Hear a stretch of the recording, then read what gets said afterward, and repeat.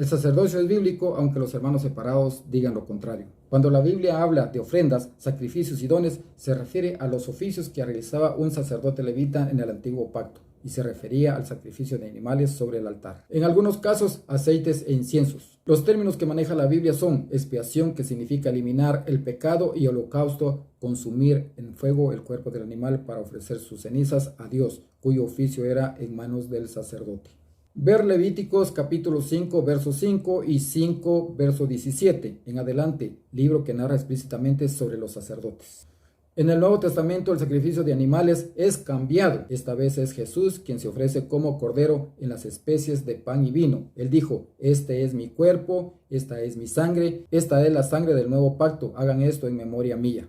Lucas capítulo 22, verso 19, lo cual es ministrado por un sacerdote. Esto ocurre en el altar de la Santa Misa. Aquí podemos darnos cuenta por qué San Pablo en 1 Corintios capítulo 11, verso 23 habla de pan y vino, repitiendo las mismas palabras que Jesús en la última cena. Y justo en el verso 26 dice: así pues, todas las veces que comiereis de este pan y bebiereis de esta copa, la muerte del Señor anunciáis hasta que Él vuelva. Todas las veces que lo comáis y bebáis, la muerte del Señor se repite en la cruz para el perdón de los pecados, hasta que Él venga. Cuando Jesús en Lucas capítulo 22 verso 19 dijo: esta es mi sangre del nuevo pacto, pongámosle el ojo a la palabra nuevo, lo que quiere decir que el viejo pacto del Antiguo Testamento queda atrás. El nuevo pacto es con su cuerpo y sangre. Es en la Eucaristía el único culto, el único camino que lleva a la salvación, y no hay otra. Los protestantes dicen que el sacerdocio fue eliminado, pero la Biblia dice todo lo contrario.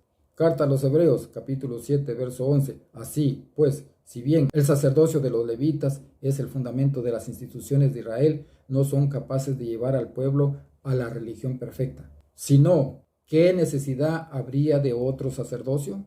No a semejanza de Aarón, sino a semejanza de Melquisedec. Observen en el verso 12, ¿por qué cambiado el sacerdocio? Necesario es que haya también cambio de ley. O sea, cambió la ley de sacrificio de animales por el cuerpo y la sangre de Jesús en las especies de pan y vino. El sacerdocio es cambiado y se levanta otro sacerdocio. Lo muestra en Hebreos capítulo 7, 11 al 12. En el 12 dice: y si hay un cambio en el sacerdocio, necesariamente la ley también ha de cambiar. Hebreos capítulo 5, verso 1 dice: todo sumo sacerdote es tomado de entre los hombres y le piden representarlos ante Dios y representar sus ofrendas y víctimas por el pecado. El Señor presenta un plan santificador en el Nuevo Testamento para el pueblo de Dios, un nuevo pacto, una mejor alianza, un nuevo culto. Por eso los cristianos católicos practicamos este nuevo culto, mientras que los protestantes viven en el Antiguo Testamento queriendo imitar prácticas judías que no aceptaron al Mesías, pasando por encima de lo nuevo.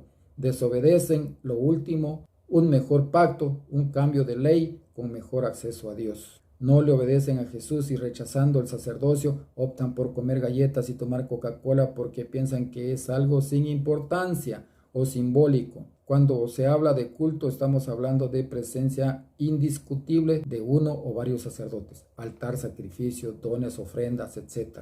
Los protestantes, por desconocimiento, extraen de la Biblia la palabra culto y lo relacionan con congregaciones, reunión de fieles. Es típico escuchar cuando dicen: me voy al culto. Y el culto no se trata de esos relajos que hacen, y ellos no ministran sacrificios y no tienen sacerdotes. ¿Por qué se dice al modo de Melquisedec? Porque según Génesis capítulo 14, verso 18, el sacerdote Melquisedec, rey de Salem, sacó pan y vino y se lo dio a Abraham. En la última cena el Señor sacó pan y vino y aseguró que esas especies eran su cuerpo y sangre para el perdón de los pecados de los que le creen y le obedecen. Mateo 26, 26 habla de la última cena, al igual que Lucas 22, 19, y también narra que en la mesa había pan y vino, y resalta en el verso 28 que tales especies son para la remisión de los pecados. Rodeado de los apóstoles, estaba dándonos un nuevo culto, ya no con sangre de animales, sino con el cuerpo y la sangre de Él, con pan y vino, y estuvo pasando en manos de los apóstoles mientras lo comían. Es decir, nuevos sacerdotes al modo de Melquisedec, y en Lucas capítulo 22, 19 les da la orden: hagan esto en memoria mía. Por eso es que hasta hoy fecha los sacerdotes, en obediencia a esa orden dada directamente por el Señor, siguen realizando la Eucaristía tal y como fue ordenada. Los apóstoles, luego de la partida del Señor, continuaron realizando lo ordenado. En Hechos capítulo 20, verso 7, siendo ya ellos sacerdotes, celebraron la Eucaristía los domingos, pues dice, el primer día de la semana, reunidos los discípulos para partir el pan, etc. La Biblia dice que a Dios ya no le agradaban los sacrificios de animales, porque estos no perfeccionaban ni santificaban al hombre. El querer de Dios era que el culto con pan y vino en manos de un sacerdote perfeccionara o santificara a la humanidad. Hebreos capítulo 10, versos 5, 6 y 8 dice, sacrificios y ofrendas no quisiste, no te agradaron holocaustos y expiaciones por el pecado no quisiste. Y luego se nos muestra el interesante verso 9, el cual dice, quítalo primero, es decir, elimina los sacrificios de animales para establecer esto último, colocar un nuevo culto, el cuerpo de Jesucristo en pan y vino. Verso 10 aclara que con la comunión nos podemos santificar cuando dice, en esa voluntad somos santificados mediante el cuerpo de Jesucristo. Y es eso lo que Dios quiere, perfeccionar y santificar al hombre. Así Dios lo planeó, le guste o no le guste a los que siguen doctrinas inventadas por hombres. Y por eso el diablo no quiere que nadie vaya a misa. Amén.